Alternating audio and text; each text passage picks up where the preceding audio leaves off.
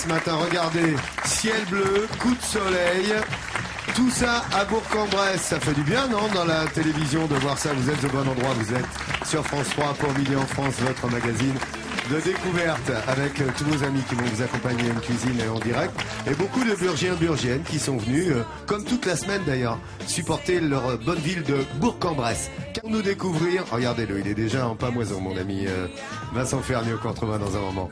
Qu'allons-nous découvrir dans cette émission? Regardez, Bourg, son patrimoine, ses maisons du Moyen-Âge. Ce sont les coups de cœur de Jean Seb, notamment le monastère royal de Brou. Vous allez voir que du bon. À quelques kilomètres de Bourg, le musée de Revermont. Ici, 650 variétés de plantes locales sont à découvrir dans de magnifiques potagers et vergers conservatoires. On va voir ça avec Alain. Et enfin, le portrait signé Evelyne Thomas. Après un licenciement, Jean-Luc se relève et se reconvertit dans les jeux de société. Aujourd'hui, vous allez voir, c'est une entreprise, j'ai envie de dire, en voyant les images, qui cartonne. Evelyne nous en parle dans un petit instant. Bon, vous êtes bien installés, le rayon de soleil de votre téléviseur, de votre matinée, s'appelle Midi en France et il a un super générique. Regardez.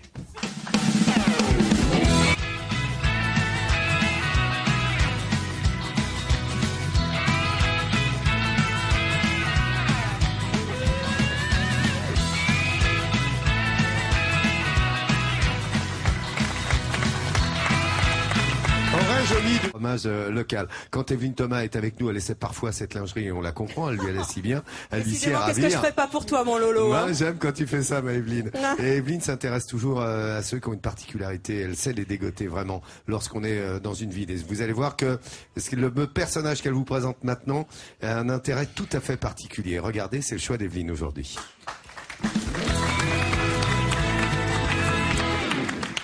Et oui, la lingette, j'allais dire. La lingerie, je vais la remettre par devers moi. C'est de la soie.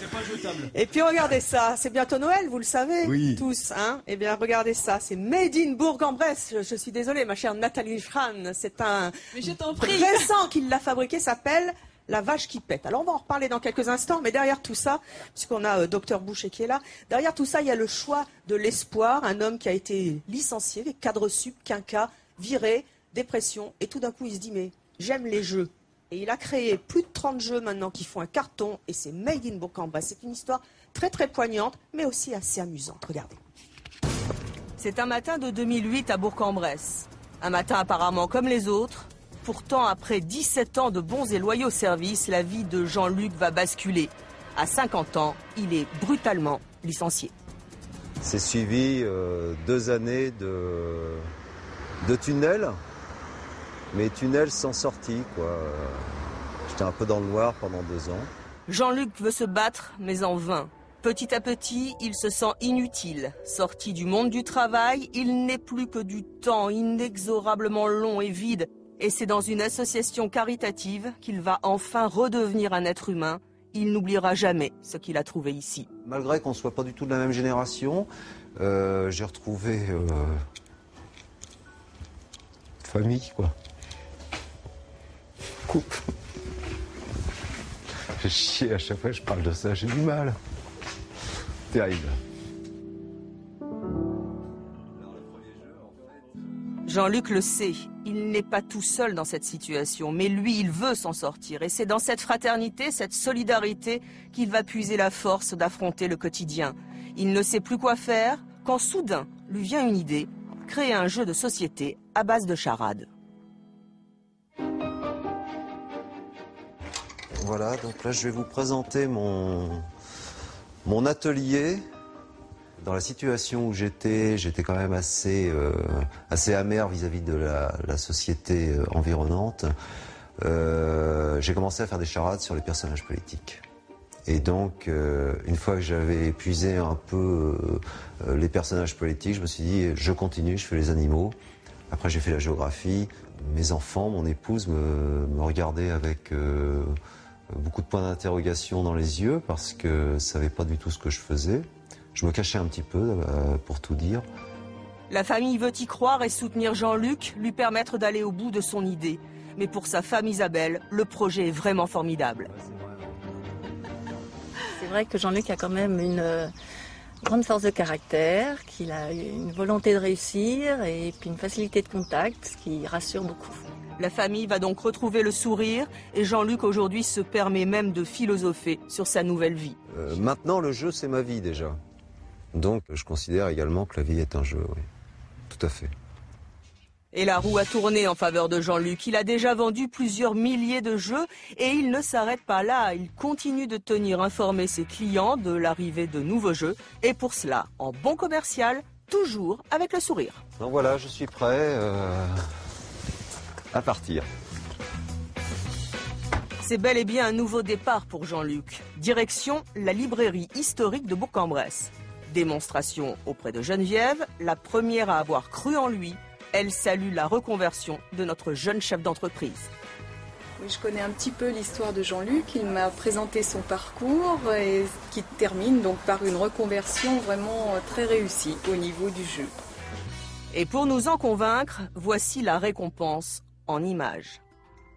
C'est la fin de l'école dans la ville de Laon, ville voisine de Bourg-en-Bresse. Jean-Luc intervient lui-même auprès des enfants avec ses propres jeux et vous allez voir, le succès est garanti. Moi j'aime bien les jeux parce que c'est un peu des trucs qu'on a révisés à l'école. Par exemple la géographie c'est une matière de l'école, alors il faut bien écouter à l'école. Même la directrice est conquise. C'est vrai que ces jeux ils sont assez ludiques pour les enfants, il y a un aspect aussi pédagogique qui est intéressant. Et puis c'est animé, enfin, on voit bien que les enfants s'amusent. Jean-Luc a su rebondir. Enfin aujourd'hui, il se sent utile, il se sent vivant, il se le doit et le doit aussi au rire des enfants. Se sent utile et je pense bien sûr aujourd'hui à tous les quinquas qui sont en difficulté, qui ne retrouvent pas de travail, trop vieux, trop jeunes, passer ceci, passer cela. Ben, voyez, quand on est un grand enfant et quand on va au bout de ses rêves, on peut y arriver. Jean-Luc, quand vous voyez ce reportage, à quoi vous pensez? Toutes ces années, vous avez déprimé en disant merde, ils m'ont viré. Et puis finalement, j'ai un rêve, je m'accroche. Bah, c'est une vengeance, quoi. Enfin, c'est une vengeance personnelle. C'est quelque chose maintenant. Ça y est, je suis dedans, quoi. C'était quand même culotté parce que quand on sort d'un licenciement et qu'on crée des jeux de société, il y en a tellement sur le marché. Qu'est-ce qui vous a fait penser que ça allait vraiment marcher? Moi aussi, je peux créer des jeux toute seule dans mon lit le soir. Hein. Oui, en fait, au départ, oui, c'est ce que je pensais aussi, d'ailleurs. Oh, mais qui sont pas les mêmes magasins. Ouais, ça, c'est pas dans les mêmes boutiques. On n'est plus sur la lingerie, là. Voilà. Surtout après ce sujet de lingerie, c'est vrai que... Non, j'ai rebondi parce que... En fait, j'ai fait vraiment un jeu par hasard. Au départ, je suis pas un joueur invétéré. Et puis je me suis pris au jeu en fait et voilà comment ça s'est passé. Après j'ai rencontré beaucoup de créateurs qui m'ont fait confiance dans la distribution également. J'ai créé un deuxième jeu parce qu'après le jeu de Charade Mania, on m'a demandé un jeu de charade pour les enfants, donc je l'ai fait. Il y a plein de petits jeux qui sont venus derrière. Alors, puisqu'on est sur les charades justement, regardez, Jean-Seb vous en a piqué. Allons-y. J'en ai pris une totalement au hasard.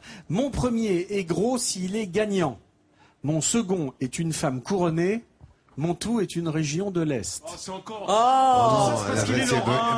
C'est le Vosgien qui parle, là. C'est le Vosgien. C'est la Lorraine. Voilà. Dis donc, c'est bien, on va y aller en Lorraine. Encore une. À force d'insister, on y arrivera un jour. On va y aller dans les Vosges. Alors ça, c'est un des exemples de charades qu'on trouve dans vos jeux qui seront donc sur tous les étals pour Noël. Dites-moi, c'est tous les âges. Vous faites uniquement pour les enfants ou vous pensez un jour faire 7-77 ans? C'est qu'est-ce que je voulais dire. Voilà. Non, en fait...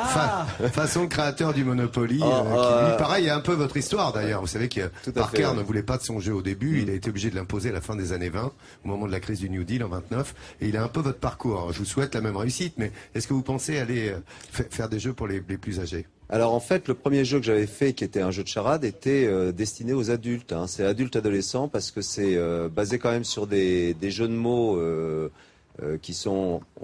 J'ose dire rechercher, rechercher. Et ensuite, si vous voulez, les jeux d'observation et de rapidité qui sont tels que Puzzle Express ou Vous êtes les abeilles sont des jeux qui sont également faits pour les adultes. Bah, c'est bien parce que face à l'informatique et les PlayStation, etc.